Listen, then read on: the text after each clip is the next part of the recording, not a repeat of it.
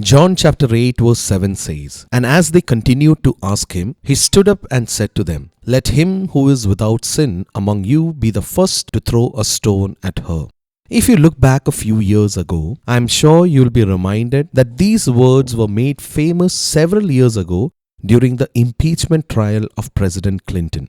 To really understand the context of what Jesus said, we need to look at St. John chapter 7:24, where Jesus told his hearers that they should not judge according to appearance, but with righteous judgment.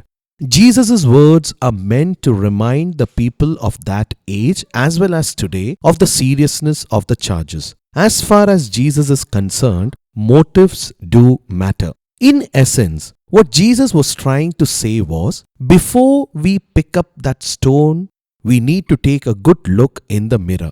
Jesus says, make sure you are morally qualified to put this woman to death. Make sure there is no malice, no deceit, no trickery, no dishonesty, and make sure you are not guilty of the same crime yourself. Now, what we can see over here is that Jesus stood on behalf of the woman. Jesus placed himself between her and the mob.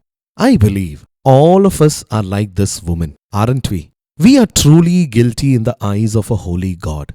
We all have sinned, and we all are caught by God's justice, and we all deserve death. We are condemned by our conscience, we are condemned by our true moral guilt, and often we are condemned by others.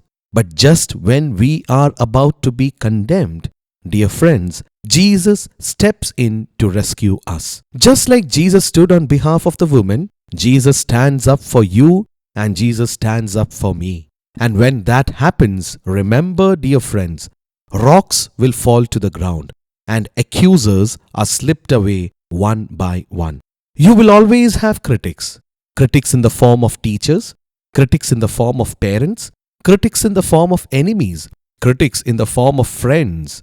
But remember, you will also always have an advocate. An advocate, the one who loved you enough to die for you, and the one who's ready to stick up for you, anytime and anywhere.